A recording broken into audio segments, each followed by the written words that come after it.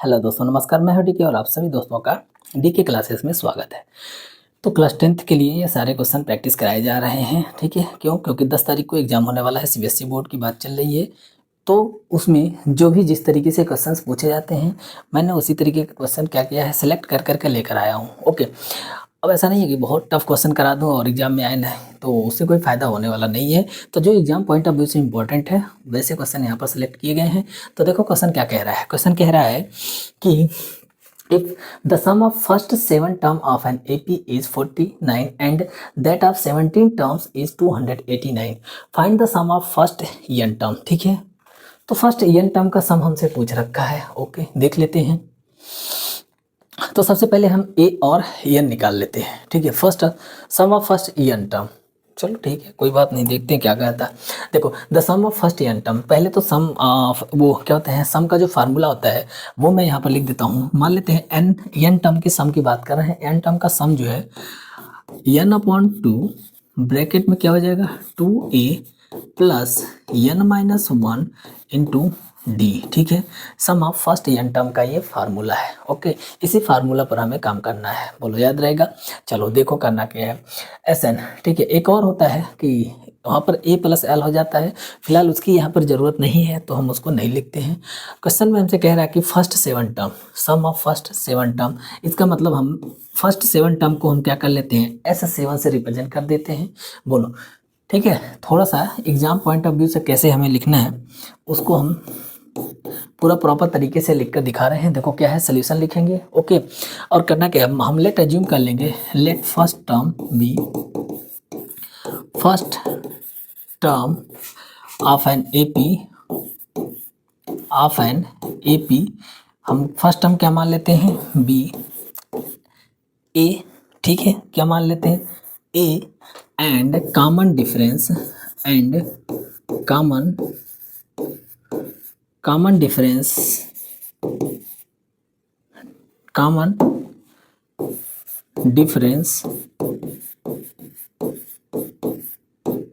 Is, क्या कर लेते हैं, डी कर लेते हैं, ठीक है।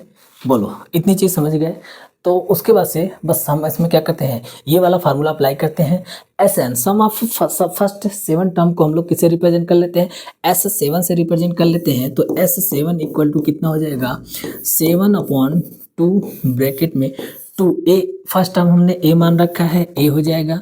कॉमन डिफरेंस, अच्छा n इक्वल टू 7 है तो n-1 होता है, 7-1 हो जाएगा। कॉमन डिफरेंस को d माने हैं तो d रख देंगे। बोलो, ठीक है। उसके बाद से सम ऑफ फर्स्ट 7 टर्म कितना दे रखा है, 49 दे रखा है, तो हम यहाँ 49 करते हैं इक्वल टू 7/2। यहाँ पर इसको थोड़ा सिंप्लीफाई कर लेते हैं, ठीक है। तो क्या मिलेगा, प्लस का मिल जाएगा 6d, ठीक है। बोलो, 7 से देखो ये कट जाएगा, कितने बार में कटेगा, 7 टाइम्स में कटेगा, और ये जाकर इससे मल्टीप्लाई हो जाएगा। तो क्या बन जाएगा, देखो क्या बन जाएगा, तो यहाँ बन जाएगा ये 7 2 14 हो जाएगा, तो 14 equal to 2a plus 6d, ठीक है। तो ये इसको थोड़ा सा एक काम कर लेते हैं, इसको सीधा ऐसे लिख लेते हैं, बस एक ही चीज़ है, कोई दिक्कत नहीं है।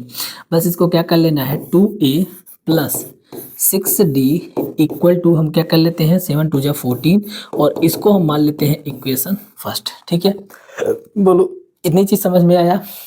उसको से नेक्स्ट कंडीशन क्या दे रखा है, that of 17 term, first 17 term का जो सम दे रखा है वो कितना है, 289। कितना दे रखा है, 289 दे रखा है, ठीक है। तो बस इस कंडीशन को हम 17 टर्म को किससे रिप्रेजेंट करते हैं, S17 से रिप्रेजेंट कर दे रहे हैं, फर्स्ट 17 टर्म का सम, ठीक है। S17 से रिप्रेजेंट करते हैं, n इक्वल टू 17 हो जाएगा, तो 17/2, टू फर्स्ट टर्म a है, ठीक है। n की वैल्यू 17-1 और कॉमन डिफरेंस d है। बस इस तरीके से हम इसको भी लिख देंगे। सम ऑफ फर्स्ट 17 टर्म कितना दे रखा है, 289 दे रखा है, तो चलो उसको हम यहाँ पर लिख लेते हैं। देखो, फर्स्ट 17 टर्म क्या करते हैं, इधर क्यों, हम इसको कर लेते हैं इस साइड में। देखो, चलो इसी के नीचे लिख देते हैं, अभी लास्ट में छोटा कर देंगे। देखो, जितना हमें काम है उतने यहाँ से मिल जाएगा। तो करना क्या है, 17 टर्म का दे रखा है 289, कितना दे रखा है एक बार फिर से देख लेते हैं, कितना दे रखा है 289। तो यहाँ पर लिख देंगे कितना लिख देंगे, S17 की जगह 289 इक्वल टू 17/2। चाहो तो इसको छोटा ब्रैकेट लगा लेना, कोई दिक्कत नहीं है। 2a और प्लस का क्या हो जाएगा 16d, ठीक है। और यहाँ पर देखोगे तो 17 में 17 टाइम्स में कटेगा, ठीक है, क्योंकि 17 का स्क्वायर 289 होता है। और 17 इंटू 2 कितना हो जाएगा 34 हो जाएगा, तो 34 हो गया इक्वल टू 2a और प्लस का कितना हो जाएगा 16d, ठीक है। अब यहाँ से क्या कर सकते हैं, 2 कॉमन लेके हम काट भी सकते हैं, ओके। वैसे भी अगर चाहो तो यहाँ से क्या कर सकते हैं, 2a की वैल्यू हम इसमें पुट कर देते हैं, ठीक। सॉल्व भी कर लेते हैं आगे इसको। तो यहाँ से इसको हम क्या करेंगे, देखो यहाँ से हम 2a की वैल्यू निकाल लेंगे। देखो 34 है, 34 रहने देते हैं, 34 2a की वैल्यू, देखो यहाँ से इक्वेशन फर्स्ट से 2a की वैल्यू क्या है, इसको भेज देते हैं इस साइड में, इसको उस साइड में भेज देंगे तो क्या मिल जाएगा, तो मिल जाएगा 14 माइनस 6d, 14 माइनस 6d और प्लस इसका खुद का क्या है 16d पहले से ही है। यहाँ पर आप ब्रैकेट में लिख सकते हो क्या, यहाँ ब्रैकेट में लिख सकते हो फ्रॉम,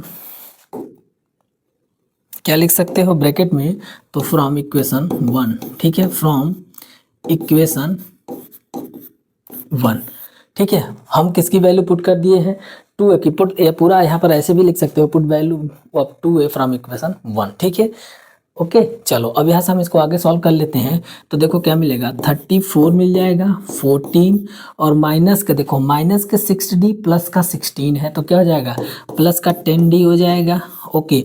इसको भेज दो इस साइड में, तो 34 प्लस का है और ये 14 प्लस का इक्वल के इस साइड आएगा तो क्या हो जाएगा माइनस हो जाएगा, क्या हो जाएगा माइनस हो जाएगा। तो इसमें से देखो 34 में से 14 माइनस करोगे तो कितना बचेगा 20 बचेगा, कितना बचेगा 20 इक्वल टू 10d, ठीक है। तो इसको हम काटेंगे तो d की वैल्यू कितनी आ जाएगी, d की वैल्यू आ जाएगी 2। अब हम एक इसको d की वैल्यू 2 क्या करते हैं इक्वेशन 1 में पुट कर देते हैं, d की वैल्यू किस में पुट कर देते हैं इक्वेशन 1 में, ठीक है। इक्वेशन 1 कहाँ है, ये रहा equation 1, put the value of d in equation 1, चाहो प्रॉपर तरीके से लिख लेना, put the value of d, put the, चलो थोड़े अच्छे से लिख देते हैं,